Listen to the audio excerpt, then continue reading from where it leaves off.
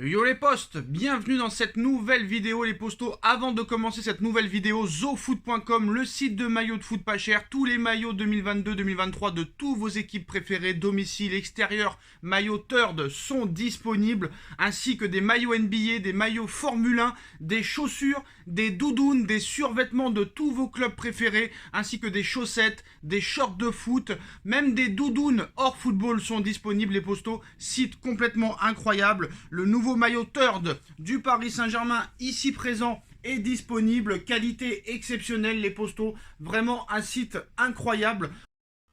En plus d'être un site incroyable et exceptionnel les postos, ça ne s'arrête pas là.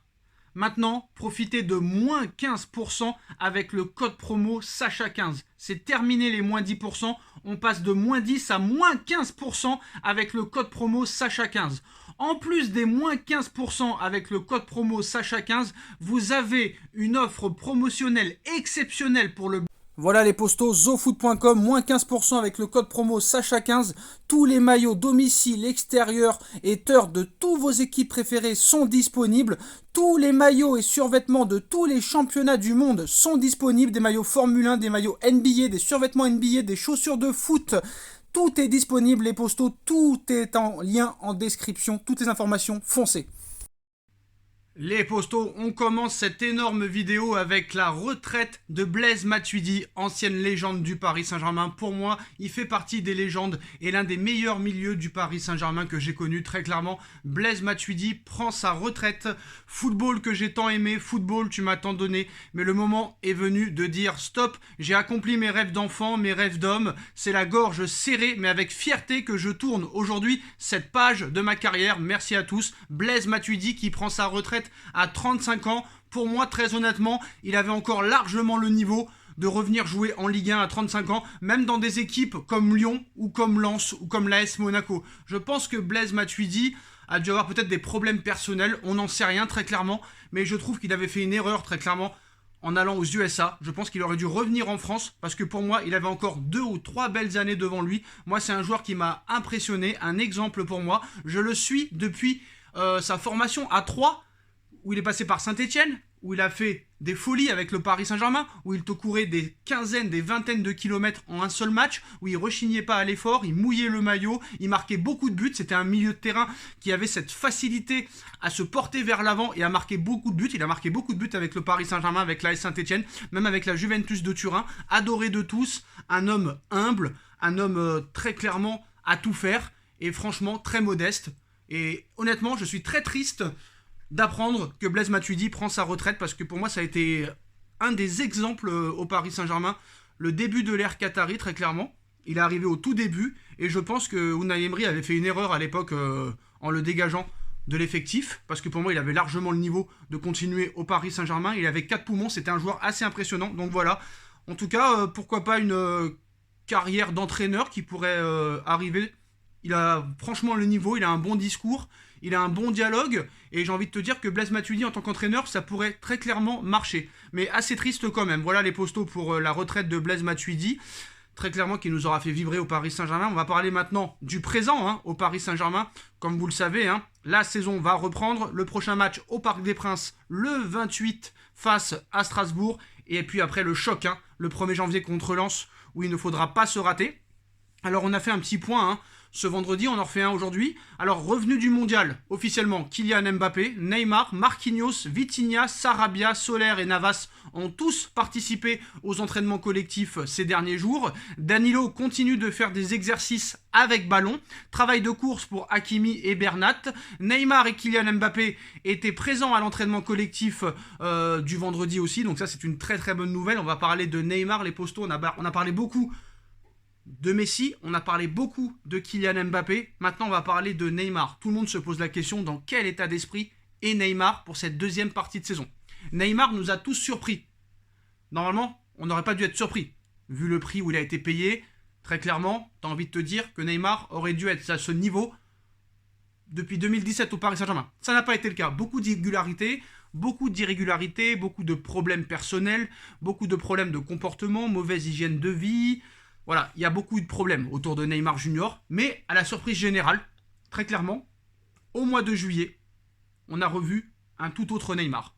un Neymar disponible, un Neymar étincelant, un Neymar formidable, un Neymar buteur, un Neymar passeur, un Neymar sans problème extrasportif, un Neymar impliqué sur le terrain et hors du terrain. J'ai envie de te dire, Neymar de juillet à décembre, c'est un sans faute. Même avec le Brésil, malgré cette blessure, malgré qu'il était diminué, ça a été et de très loin le meilleur Brésilien malgré l'élimination. Et là, tout le monde aurait pu croire, moi le premier, qu'il allait être en dépression totale, qu'il allait être très frustré, très énervé, très triste, et qu'on allait revoir le Neymar de 2019, de 2020, de 2021. Mais à la surprise générale, est-ce que c'est le retour de Mbappé anticipé qui a fait que Neymar est revenu plus tôt à l'entraînement? On ne sait pas, on ne pourra pas le savoir. En tout cas, si ça l'a aidé, tant mieux. Et là, on voit un Neymar qui est déjà revenu 3 jours avant à l'entraînement. On a vu que l'été dernier, il était revenu 1 semaine avant. Donc maintenant, va-t-il être à fond jusqu'au bout? Après cet échec du Brésil en Coupe du Monde, Neymar a émis des doutes quant à son avenir en sélection. L'état psychologique du Brésilien avait de quoi inquiéter le Paris Saint-Germain et ses supporters, mais le meneur de jeu a déjà relevé la tête et se projette sur son prochain objectif avec le Paris Saint-Germain. Neymar qui sort très clairement du silence et qui annonce les choses pour la deuxième partie de saison. Alors, dans quel état le Paris Saint-Germain va-t-il retrouver ses mondialistes? La question va aller notamment pour Neymar, inconsolable après l'élimination du Brésil en quart de finale de la Coupe du Monde 2022. Le meneur de jeu n'a pas pu cacher ses larmes suite à cette élimination au tir au but face à la Croatie, ni ses doutes quant à son avenir en sélection. Je ne dis pas que je vais fermer la porte à la Seleção, mais je dis pas non plus que je vais revenir à 100%, avait prévenu le Brésilien juste après l'élimination contre la Croatie. J'ai besoin d'un peu de temps pour penser, voir ma famille, où je vais aller puiser de la force, et après, je prendrai une décision définitive, avait-il annoncé. La Coupe du Monde 2026, je ne sais pas. C'est difficile de parler maintenant à chaud. C'est pour ça que je veux réfléchir, tout analyser, voir ce qui est le mieux pour moi et la Seleção, pour après pouvoir décider. Voilà, sa déclaration a évidemment alerté ses compatriotes, ainsi que le Paris Saint-Germain. Inquiet, Nasser Al-Khelaifi avait pris des nouvelles de son joueur. Ce n'est pas facile pour lui. J'ai parlé avec lui, il était triste, très triste, confiait le président parisien à RMC. J'ai parlé avec son père aussi. C'est très dur pour lui. Donc rien de très rassurant pour le Paris Saint-Germain, mais à peine quelques jours plus tard, Neymar a apparemment relevé la tête. Selon les médias brésiliens UOL et Tela, l'ancien joueur du Barça compte bien revenir en sélection. Mieux, le milieu de 30 ans a pour objectif de remporter la Ligue des Champions avec le Paris Saint-Germain dès cette saison. Et aussi remporter le mondial en 2026. De toute façon, tu veux toujours remporter la Ligue des Champions et toujours la Coupe du Monde. Donc ça, on ne peut pas le prendre en monnaie comptant. Tout le monde veut gagner le championnat, tout le monde veut gagner la Coupe, tout le monde veut gagner la Ligue des Champions, tout le monde veut gagner la Coupe du Monde. Neymar ne va pas dire « Non, mon objectif est d'aller en quart ou peut-être en demi et peut-être de participer à la Coupe du Monde et d'aller au moins en quart ou en demi. » Non, tout le monde va te dire « Je veux gagner la Coupe du Monde. » Alors, il veut remporter le mondial en 2026, soit l'année de la fin de son contrat au Paris Saint-Germain. Une bonne nouvelle pour le club francilien qui pourra compter sur un Neymar donc impliqué. Si Neymar a pour objectif de continuer au moins sa carrière jusqu'en 2026 avec le Brésil, ça voudra dire que Neymar va devoir être à un niveau étincelant. Et je pense que le retour de Neymar à l'entraînement, plutôt que prévu, est un signe aux supporters et surtout un signe aux dirigeants. Parce que très clairement, qu'est-ce qui allait se passer si Neymar n'était pas revenu au même moment qu'Mbappé? On aurait encore eu des rumeurs comme quoi Mbappé est plus professionnel. Mbappé est à fond au Paris Saint-Germain, alors que Neymar n'en a que faire du Paris Saint-Germain. C'est pour ça que Neymar aussi est revenu plus tôt que prévu.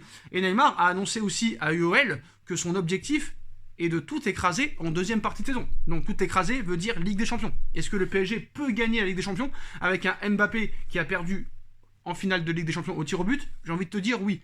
Un Neymar qui a raté son objectif avec la sélection? Peut-être. Un Messi qui vient de remporter la Coupe du Monde, qui était son ultime objectif? Pas sûr, mais possible. Parce que quoi qu'il en soit, si le PSG gagne la Ligue des Champions, Messi aura gagné la Coupe du Monde et la Ligue des Champions en moins de 6 mois. Ce qui quand même serait incroyable. Donc on aurait une lutte pour le Ballon d'Or et les 3 premiers seraient peut-être 3 Parisiens. Neymar, Mbappé, Messi. Donc ce serait complètement la folie. Voilà les postos, c'est la fin de cette vidéo. Dites-moi en commentaire ce que vous en pensez. On like, on partage, on commente, on s'abonne. Et on se retrouve très vite pour une nouvelle vidéo les postos. Tchuss.